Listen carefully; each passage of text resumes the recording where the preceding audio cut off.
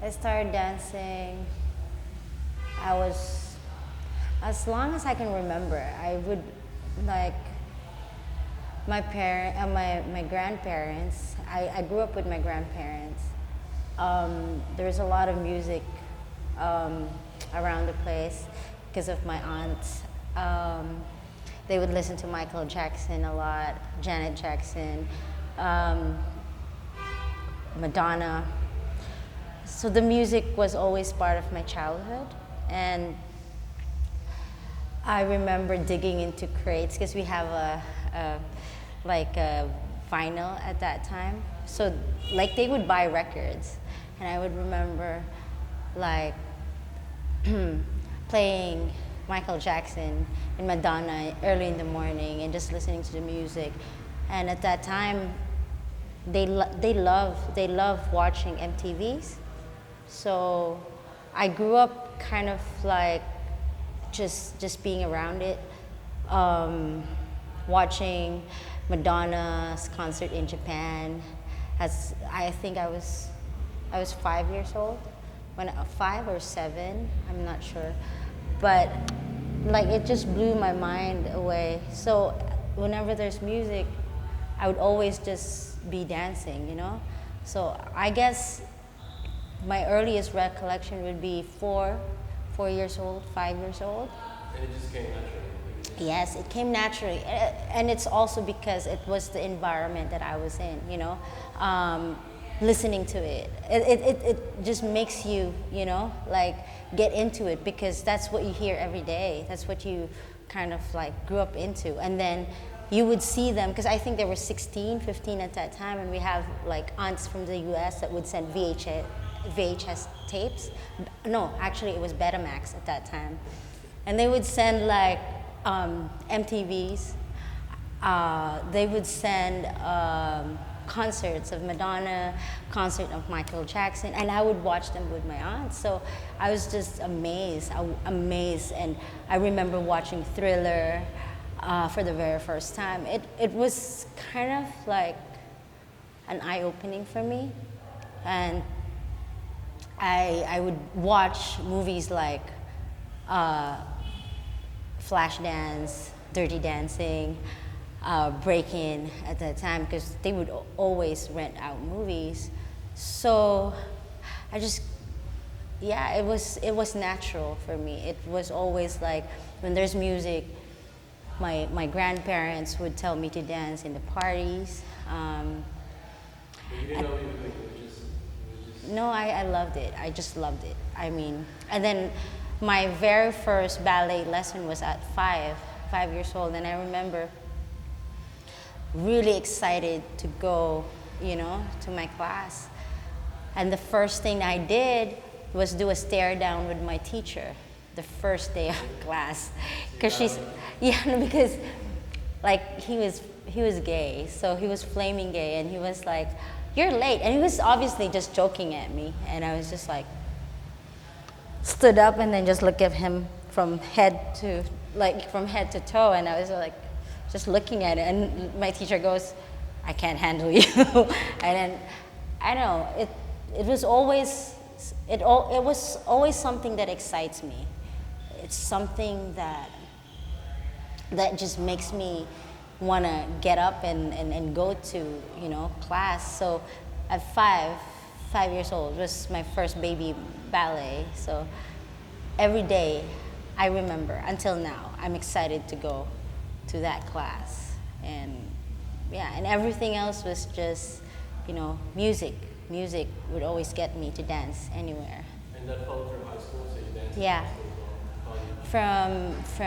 well, from 5 years old, elementary days, I would keep dancing, and then high school, I was also into sports, but I was really, you know, I was really into dance and music, and that's the time I first like heard like hip hop music.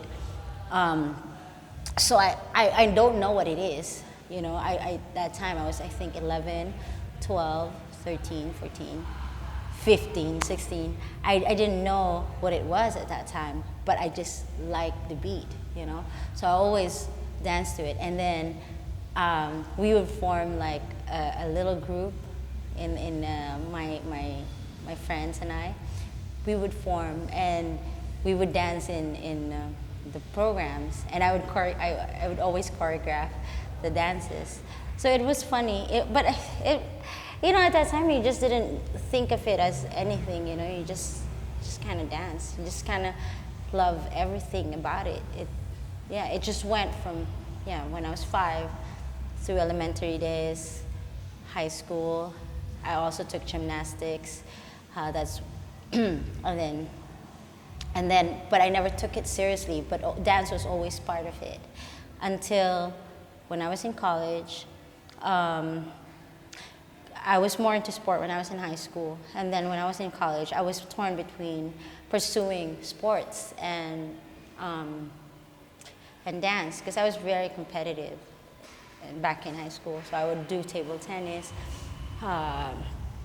long distance running. So since then, you knew you weren't going to do a 9 to 5? Oh no, of course, yes. As long as I can remember, I never imagined myself wearing a suit or an office attire. It just made me like, no, I'm not going to do that. It was very clear to me, but I never thought of being a dancer, like a profession, like to have it as a profession.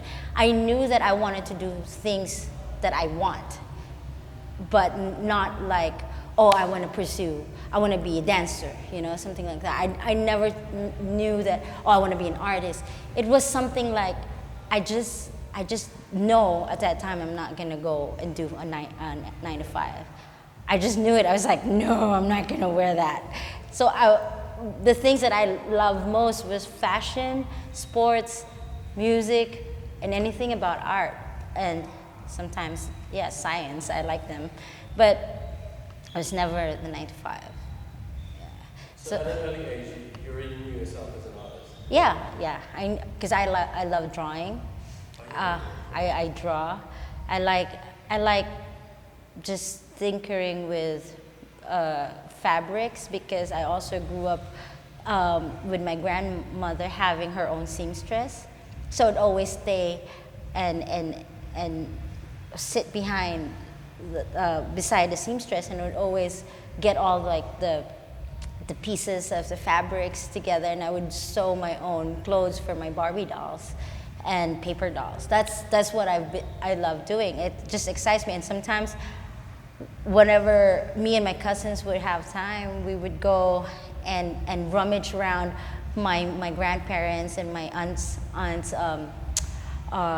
gowns and like ball gowns that they haven't stored, and we would wear them all the time, and we would use the blankets to put together like clothing and gowns, and then walked around. So it's something that interests me a lot. So I knew that I was always leaning towards art, you know, anything about art, anything about like that visually it makes you, you know, exciting. Because when I was 5, when I saw the concert of Madonna, I was blown away when the stage started moving from left to right, you know, like having that stage to move from here to there, and she was just standing there, and I was like, oh my God, you know, that was kind of like the stage was something that I like loved. Yeah, I was drawn to it. I was like the costumes, the production designs, the way it's staged. It's something that you know, it just kind of like got to me. Like, so I was amazed. I was amazed that particular. And that's what you chose as a college major? No, my major was science. Oh, really? Yes, BS chemistry. It's so different because I was also in the family of doctors. So my grandpa was a physician. My grandmother was a midwife. My dad is a dentist. All my uncles were dentists, nurses, and doctors. You must have gotten a lot of like heat for pursuing art. Not really, because my dad and my grandmother was one of the people that really nurtured my passion. My dad never meddled in whatever I want to do. He always gave me the choice to do whatever I want. He's always, I'm sorry, because I just remember my dad and miss him. He always pushed me to do whatever I want. He always would say, you know, whatever you do, it's your decision. Whatever you choose, that's your decision. But whatever the consequences, you have to face them. So I was always very careful with the things that I do. I was always very careful with the decisions I make, because I know it's gonna be, the consequences will be mine, you know? He taught me that in a very, very early age, you know? He never had, I would always ask permission from him, and he would always say, whatever you want. If you want it, then go for it. So I never had like problems, you know, like pursuing art. But I did pursue medicine because it's something that interests me as well. It's something that I like very much. I mean, I looked up to that everything around me, like, you know, I was always at my grandfather's clinic all the time growing up, because I grew up with my grandparents. So I was always there, being at the reception, seeing people getting, like, you know, sick, and like he would help them and like treat them. So I was always around that, and I was also drawn into the service of it. So choosing medicine was also my choice when I was gonna go to school, when I was getting my course in college. But you still dance with the college groups?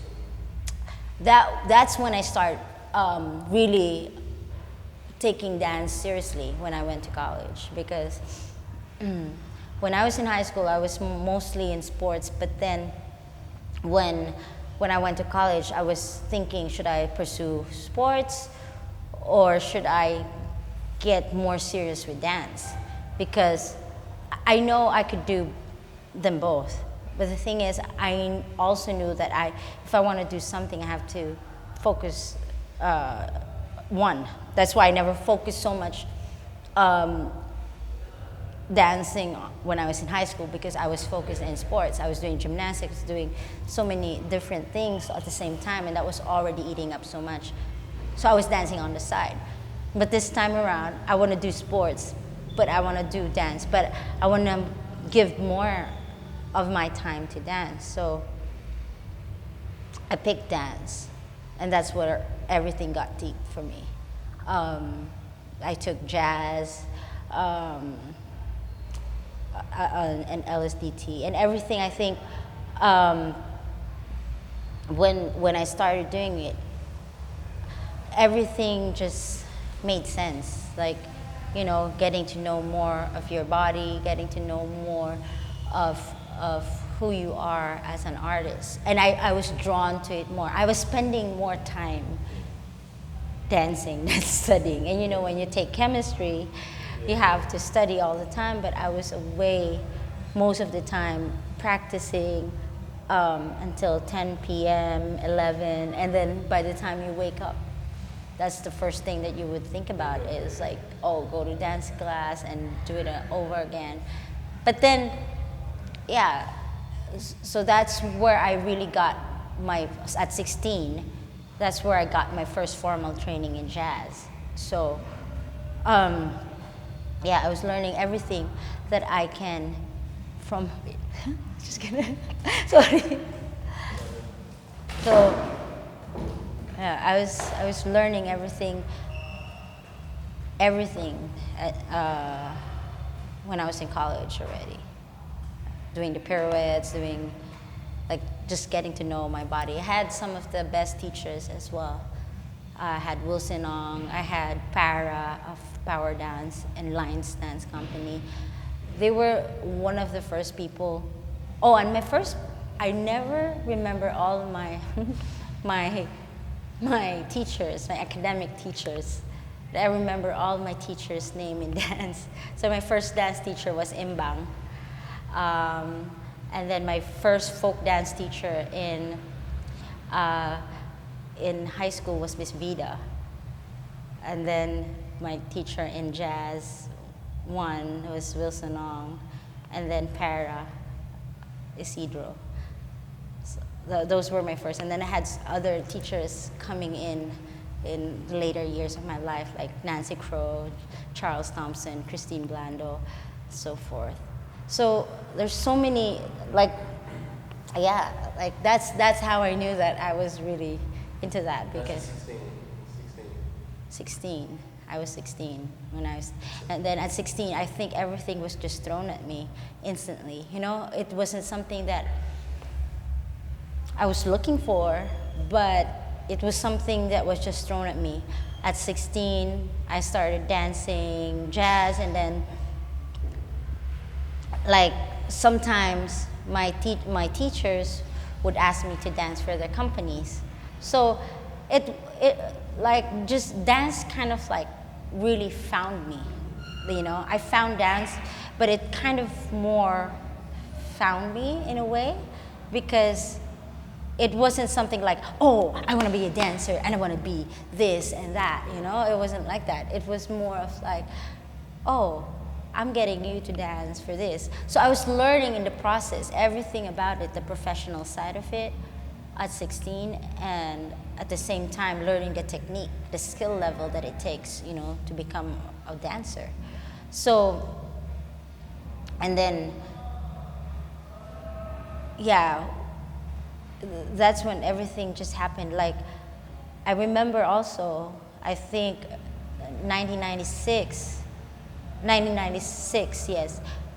One of my friend was supposed to audition for a dance gig that's gonna be performing every Friday for a hip hop event at Mars. The club name was Mars. She said she's gonna audition, and I said, oh, can I come and watch? You know, and then she goes, okay, sure, come with me.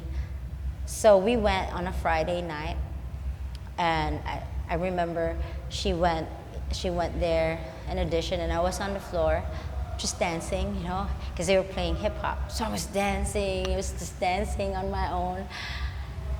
And then the DJ came on, and then the audition started going and happening, and I was on the floor, and all of a sudden, the bouncer called me. One of the guys that was working with the DJ called me. He's like, come up here. And then they were calling they were calling me on the mic. The MC was calling me on the mic to go up on the ledge to dance. So I was like, oh, what? So what? You know, I went up. And then when I went up, it was so funny because I got the job.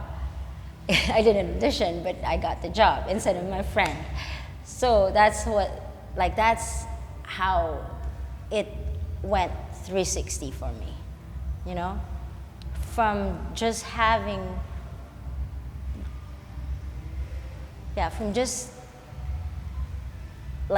enjoying my night.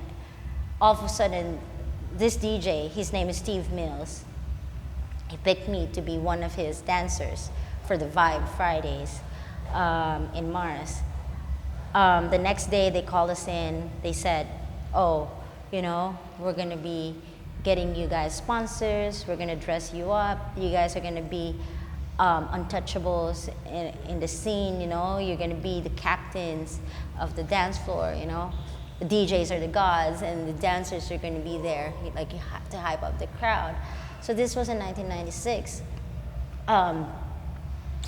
I remember going to Gerbo to pick up my first 3 sets of clothes, and I was like, this is freaking real, you know, like, everything was happening so fast, and then every night, I remember every night just being at the Vibe was something else, you know. There was always this big reveal in where we would come out as a dancers. There's only two of us that was picked out of like I don't know how many people that auditioned, but there were two girls, me and I think her name was Kate. Oh no, Kath. Um, they got us to do the vibe, and it was yeah, it was pretty fun. I mean, that's where I really got into the hip hop scene, and that's when I knew that this is the kind of genre I really want to dance to. This is my music, you know, and that's how because being around the DJs, I got to know more of the genres. Because before I'd be like, oh, I know what pop is, like, you know, because I'm listening to that. But, you know, being able to decipher what jazz is, what pop music is, what dance hall is, what hip hop is, that's where I started like getting to know it more, because they know their vocabulary and they've been around for a long time. So at 16, I was around all these people who has like freaking knowledge of everything. So I was just soaking it in. I was like, you know, oh my God. Like, it was more of the music that really got me into like the scene, the culture of it. It was kind of like you were born in, like, you know, it wasn't, I didn't feel like it was forced. I never felt like I had to run after it. You get what I'm saying? It just kind of like destiny. And you just kind of, you know, saw it. Because, like, I didn't want it to audition. It was like, I just want to enjoy the moment of being there. The power of showing up, you know? It like now, as I look back into it, I was like, yeah, you would never plan anything on the things that would happen in your life. But I guess the most powerful thing is to be at the very moment, at the very given time, you know, just being absorbed and sucked into that energy, you know. And every day I'm sucked into that energy, and every time they hit that music, I'm like gone already. I would start dancing from 11 p.m. till 6 in the morning, and have people that can tell you that I was that crazy person in the club every day, all day. I would go out from Monday till Saturday, and Sundays I would meet up with the people that I meet in the club just to watch movie. I'm the kind of person that would go to the club on her own, and people would think I'm getting paid to dance. You get what I'm saying? It's like, because I was so addicted to it. It wasn't, I don't drink at that time. I don't do anything. Like, I just drink iced tea and water. But then when the music drops, I would dance the whole night. I would dance with everybody on the floor. That's how I gained a lot of people as friends, from dancing, from socializing, from just being, you know, just being at that moment, just, you know, and I still feel that until now. Like, I'm so glad now that the dance vibe is coming back in the clubs, because before it was after 2008, everything just stopped because it became, yeah, you know, and people stopped talking. But back in 96, 97, 90, like, the club scene was amazing. Everybody's dancing. And then that opened a whole lot of doors for me. Being at the Vibe opened a lot of doors for me, because it brought me to know more people. And I met Jay Masta and Art Strong at that time, and we became the dancers for Kulai. Kulai was a hip-hop R&B group that broke through in the UK and here in the Philippines. It's composed of Boom Dayubay, Rada, and Jenny. And then later on, Angel became part of the group after Jenny died. So it was after meeting them, a whole new world again opened up for me, because there's so many artists that was in Vibe Station were Kulai was based. I feel like they were like the all-stars in that generation where they do music, like Seven Shots of Wisdom was there, Legit Misfits was there, you know, Med Messiah was there, Mike Thanks to Meds being like, he was also part of it. Like a lot of the people that's still active, and like Nathan J, are from Vibe Station. They're all from one place at that time, and the place that they are at is here in the South, in I think BF, but I know we're always here in the South. So that's where we would always hang out. So again, more and more of the culture was just kind of like being thrown at me. And I remember Jay would teach me how to break dance, and I was like, I don't know if that's something that I want to do, you know, like, but he's always willing to share what he knows, you know. He's always willing to push and give of what he knows. So yeah, I guess Jay was also, you know, very active at that time and up until now in the b-boy scene. So he was the first b-boy I met, him and Art Strong. They were the first one that I met. So we started touring with Kulai 97, I think 98, 97, 97, 98, 99, somewhere like going on that. We would do tours, go to the provinces, Bacolod, Davao, you know. It was fun. It was a lot of fun. And then Boom was also like one of the mentors, because sometimes he would go, oh, why don't, like, you know, he would always, I remember him, he would always push people to do things other than just dance. Like sometimes he would tell me, you know, why don't you go into rapping, you know? And at that time I was like, no, that's not me, you know? That's not something that I want, because I was really focused into dance. Like I know what I want. I want to dance, but I'm not gonna sing, I'm not gonna rap. But then he's always gonna be like, oh, just, you know, just do it, you know? you tried rapping? Huh? You tried rapping? No, at that time, no. I think I understand now what he meant by that, because you know, once you get deeper into the culture of hip hop, you would really have, like, you would get drawn to the other elements as well. So like, but it took time for me. Like right now, I'm interested in graffiti. I'm interested in DJing. I'm interested in the rap scene. So you know, you get what I'm saying? It's like a growth.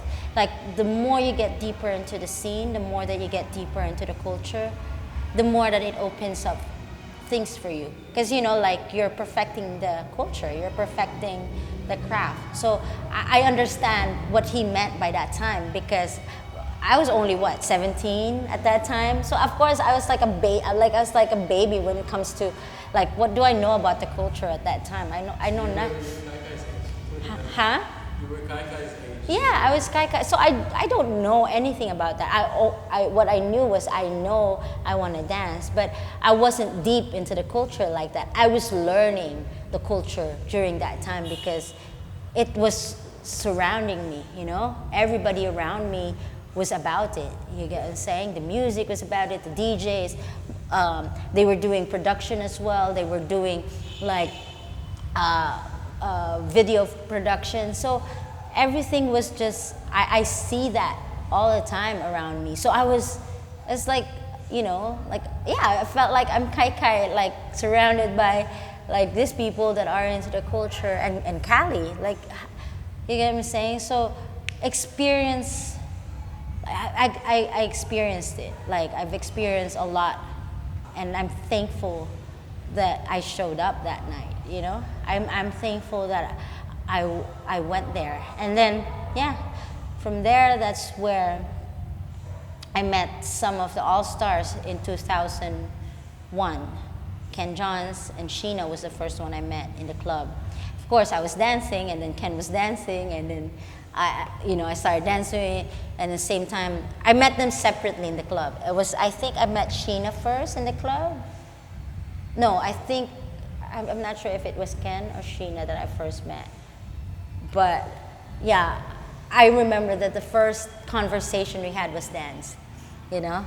They were dancing, so obviously you're gonna dance. So that's when I met them. Because it's every time it's so rare to meet, to have like to see people dancing in the club, like really really really dancing in the club. So from imagine 96 until 2001, the only people that I would always see is J Master, R Strong, and the rest of his crew. So like when you see other people dancing, you get drawn to it as well. So that's how we first met. But it was a fun journey. It was fun. Oh, also I forgot, like while I was also doing those things, I was also dabbling in commercials in TVC. So I was doing TVC in 1998 as a talent. And then one of my commercials that I did, so I was 18 at that time. One of the commercial I did was, I did it with one of the Hot Legs member. And she saw me and she goes, oh, we're in need of another female dancer for our crew. And I didn't know. Oh, before I met her, because I was in LaSalle Dance Company, we had a concert which is called the Dance Celebration. And we would invite professional group to dance in our school. And I was already dancing with other groups at that time. Sometimes Whiplash would borrow me, Dance Masters would borrow, and then I would dance with them as well. And it was always a fun experience because, you get to meet different dancers. So That's how you know all these. yeah, I started dancing with them 96, 97, because I was in college 94. So no, I think I started dancing with them 95.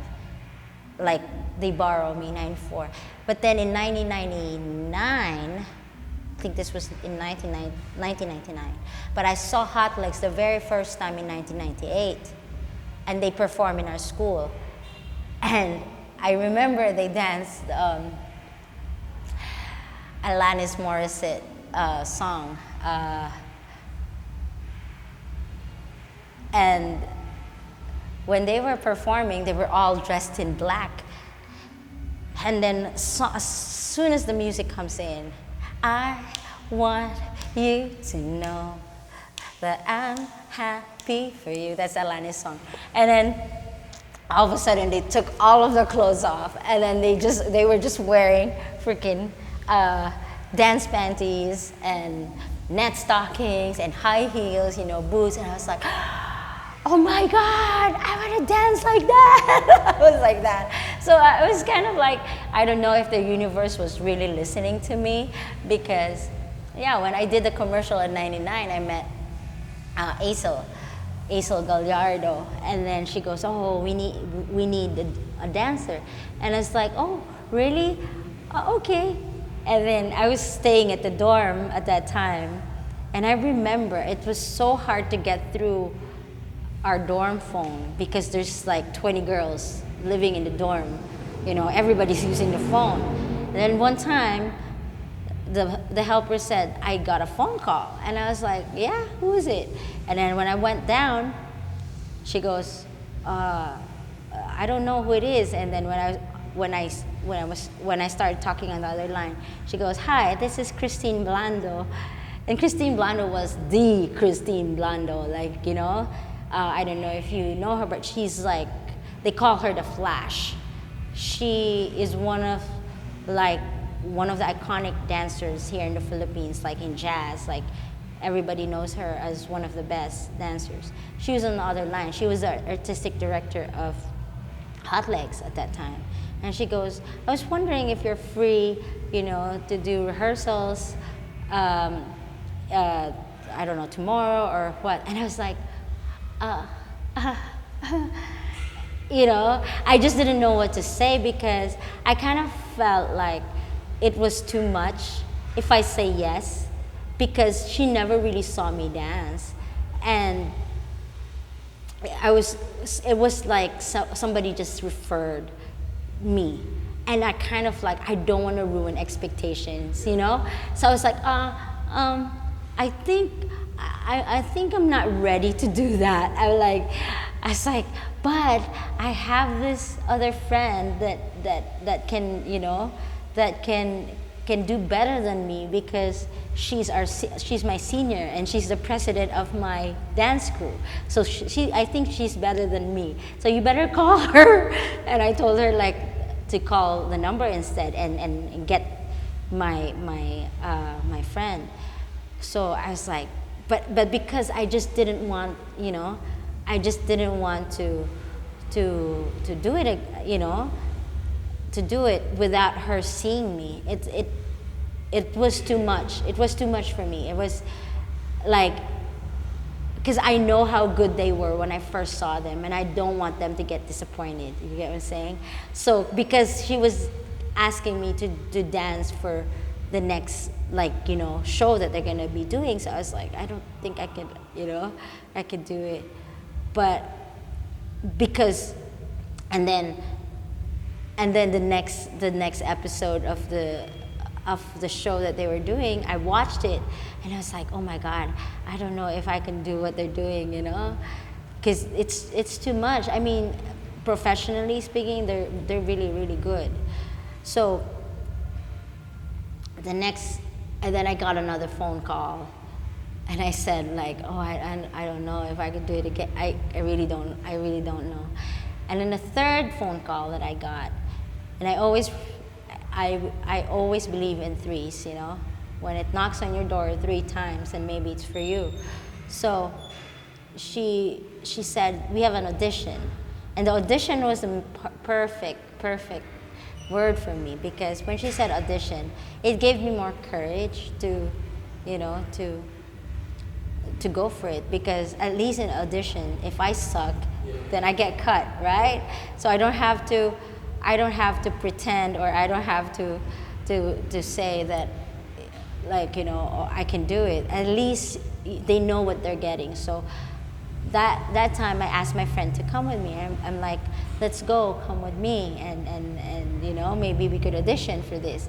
And then we went. And then after the audition, it was kind of like, okay, you're going in the next segment of the show. You get what I'm saying? Like, we were at the audition. The next thing we know, we're already doing the show the next Sunday. You get what I'm saying? So I was like thrown in the water, like, what? Are you gonna swim? So yeah, so when I got into Hot Legs, more things was technically in dance. I learned more while performing. You get what I'm saying? So that's where I learned ballroom. That's where I learned a little bit of tap dance. That's where I learned Fosse, and just kind of swim in deep water. And everybody that was swimming were all like mermaids, and you're all like, what am I gonna do here? You get what I'm saying? It's like, damn. But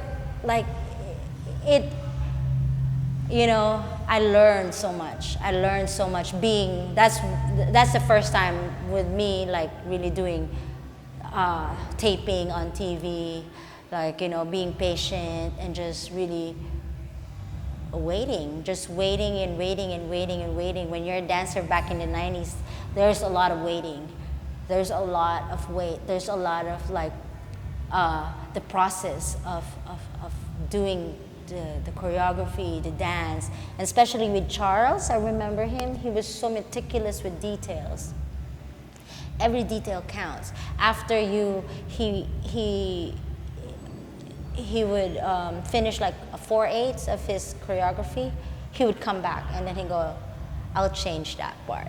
So after you learned everything, yeah, okay. But because he was an artist, so my knowledge in dance got deeper when I got into Hot Legs, dance in general. So I learned ballet when I was a baby, and then just folk dance in elementary, and then a little bit of hip hop in high school, and then jazz in college also, and the rest Like I learned being inside the profession already.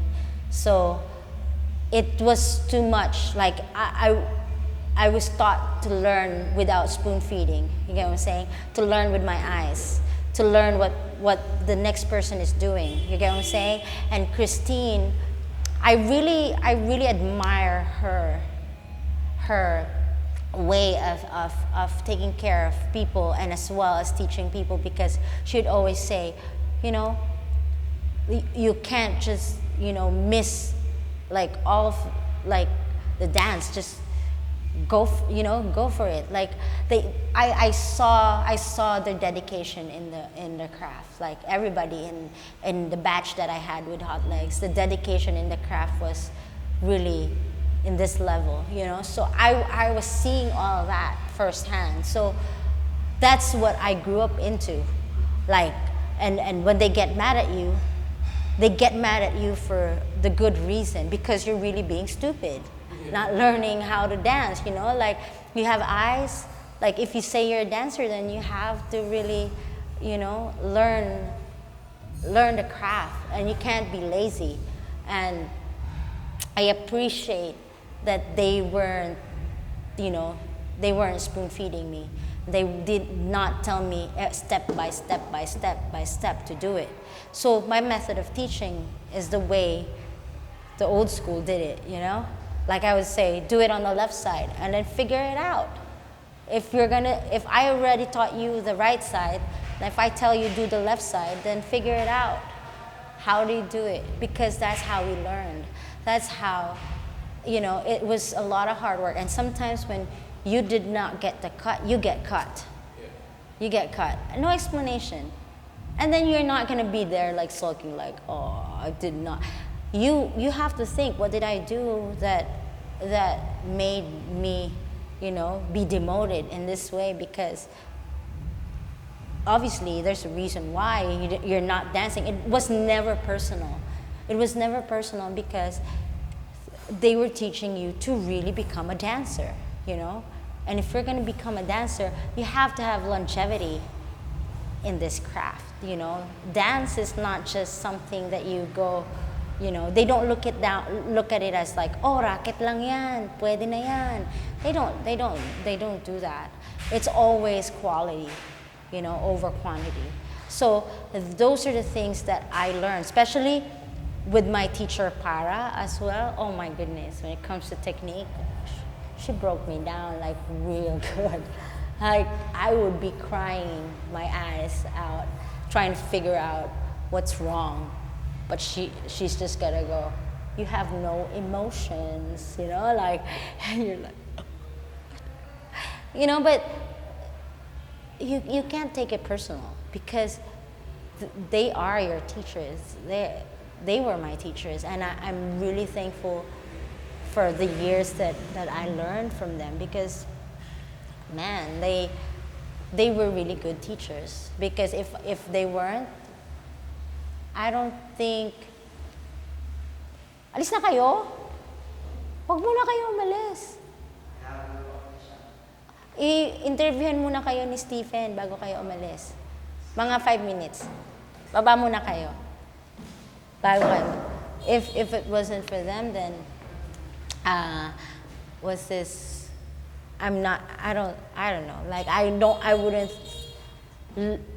wouldn't get so deep into my craft right now, because the passion that they had with the style of dance that they had, to bring it to a level, you know, a level where people look at it with class, that people would look at it with respect. It's the same kind of drive that I want with my craft right now. You wanted that. Huh? You wanted that. No one had to like force you to do that. Oh yeah, because I have pride in what I do. If I'm gonna be a dancer, I want to be a great dancer. You get what I'm saying? It's like, if I have one profession that I choose, then I would dedicate my life into understanding it, because that's my responsibility. That's my responsibility to the people that look up to me, or the people that will follow my footsteps to do the same thing, because that's the only thing that you leave behind. You get what I'm saying? I want to do the same thing as what my teachers did. I want to leave an impact that, dance is something to be respected, because I also grew up in a time when people look at hip hop as it's nothing. You get what I'm saying? When people look at it like, jologs naman yan eh. Or even the time when people say that's not a career. You get what I'm saying? That dance is not a career. It's not something that you can be proud of. Then you kind of, like with me, I got deep into it because it's not just because you want to prove something. It's because this is something that you really love, like deep down. So you want people to understand the gravity of it, like how heavy this is for you. But sometimes that kind of responsibility or that kind of passion sometimes can get very overwhelming. With some people that might not get you. Sometimes it would go like, oh, but it's just dance, or it's just hip hop. But that's it, If people don't look at it as something that there's a history to it. There's people that are struggling, to get to this point, for it to get that respect that it needs. So, I don't think you can teach that. I think you really have to fall in love with it. You don't teach people what to love, It's your choice.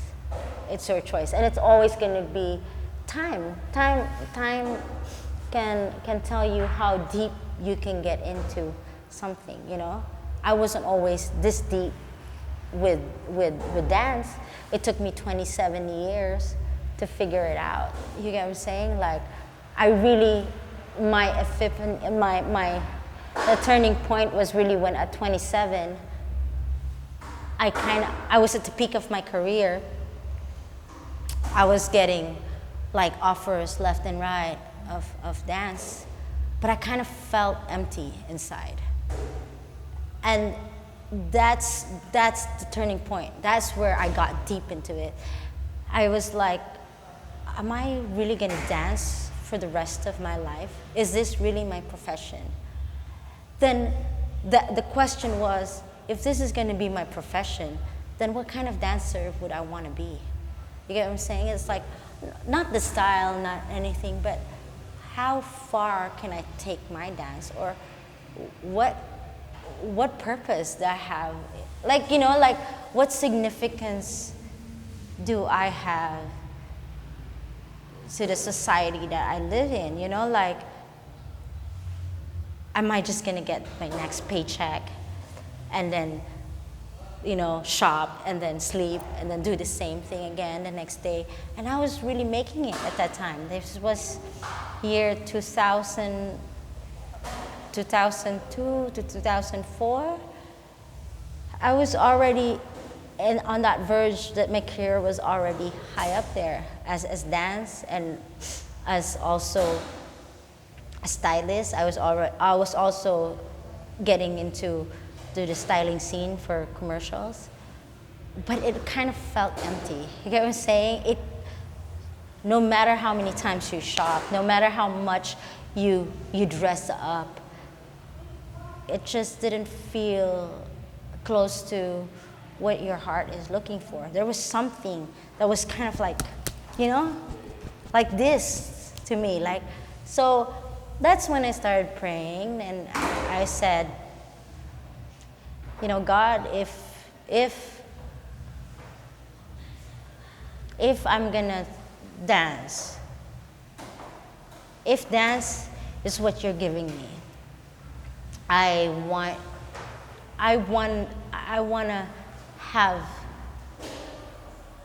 to have something that could change, people's lives. I want to be a fuse, I want to be of service. because I can't be dancing just dancing. You know? Otherwise, I'm just gonna grow old and kind of like miss everything. So yeah, I started praying and praying more. That if that's what I want to do, then give me a purpose.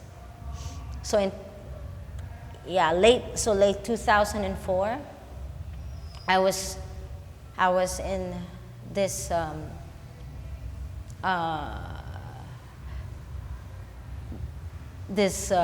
Gawad Kalinga, with Hot Legs. And then that's where I first met a lot of the kids from GK. And then they had a performance with Gary V that Hot Legs taught. And after we performed, I remember going at the back and watching them perform. And I remember Gary singing "That's Why," and all the kids, they're called Siga. They started dancing. And I don't know why, I just started crying, you know? Crying, watching them.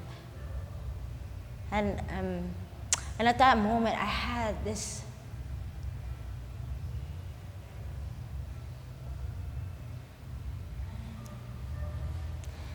very strong feeling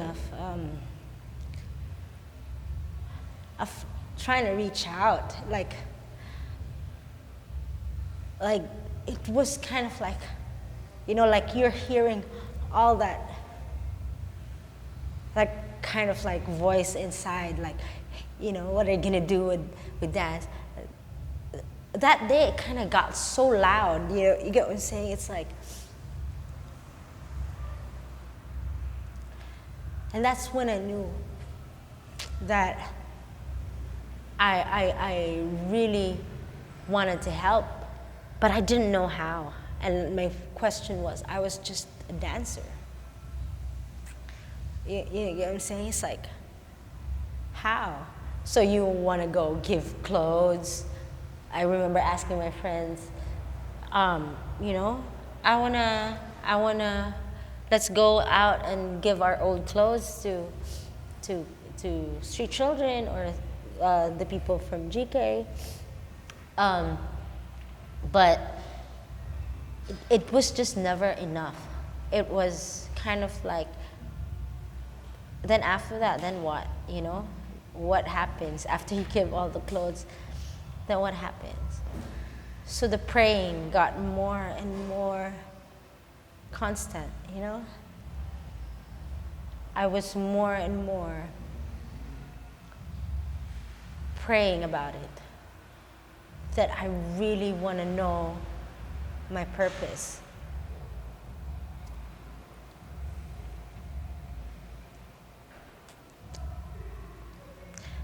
And then in 2005, I remember I was in hip hop class, and then Reagan, I always see Reagan in one of the classes, and I will always see him in Gold's gym, and then he goes, "Oh, Lems, you know, let's form a group." And I'm like, a hip hop group, because there's competition, you know, for hip hop. And it would be nice, you know, to do it. And at that moment, when he said that, there was no question in my head. I just kind of said yes. And if people know me, I don't say yes right away, not unless I mean it, you know? I just said yes to it without even thinking, you know? Because it kind of felt right. It's something that my heart really, really wants. Yeah. So I guess from there, that's another whole new different story, you know? That's when All Stars was born.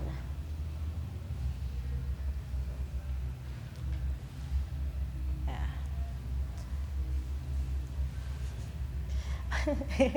That's another story. That's a long story again. But if you wanna interview Alan and Can we do that story another day? huh? Can we do that story another day? Yeah. I was like, imagine. My journey in dance is yeah, long. And it's still yeah, it's still moving. It's still I still feel like I'm still learning. I'm still absorbing, observing, and applying everything. But yeah, it's deep. Dance for me is deep, very deep. It's like the air I breathe.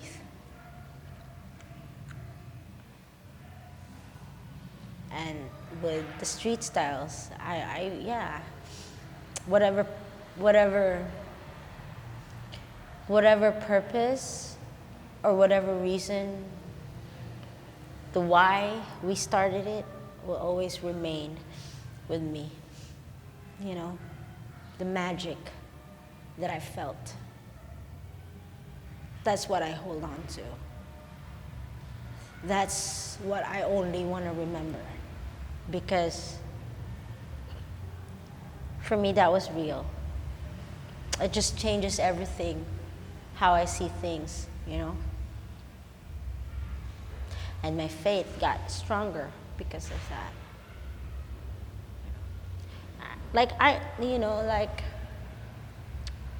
I really believe that everything we do,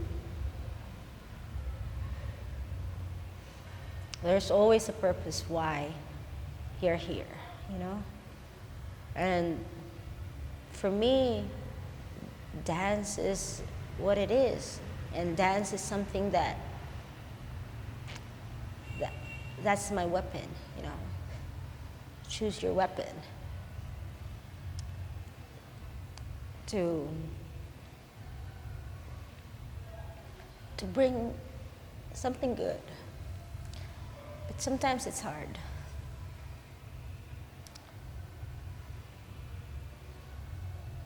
It's hard because sometimes you have to fight against the system if you want to stay pure to it.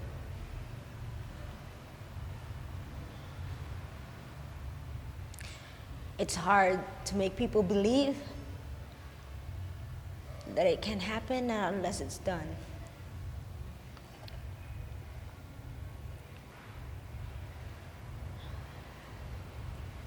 But one thing I learned is that if you believe in it so much, and if it calls you so much, it can happen. It may take time, but it will happen. Because, I don't even think we're there yet. Into really changing something. But then again, time can only tell.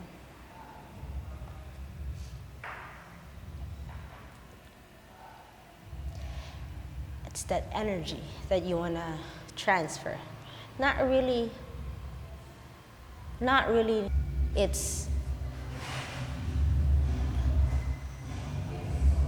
too much. It's too much not to pay attention to it or ignore it because I felt it. I really felt that there was something else that really changed who I was, the way I think, the way I see things, the way I know that at the end of the day, everything will be okay, regardless of any situation that you're in. I know that whatever bad that you go through, there's always something good that will come out of it because of that energy, that energy that I felt, we all felt at that time when we say impossible is nothing. You know, that's too much to say when you say impossible is nothing. And it would be so much if you tell me I'm crazy if I feel this way, because we all did feel that way. That is the same energy that brought us to our first championships. It couldn't be just us. You get what I'm saying? It was clearly something beyond us.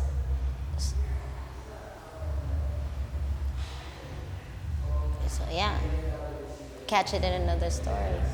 O game, kayo na.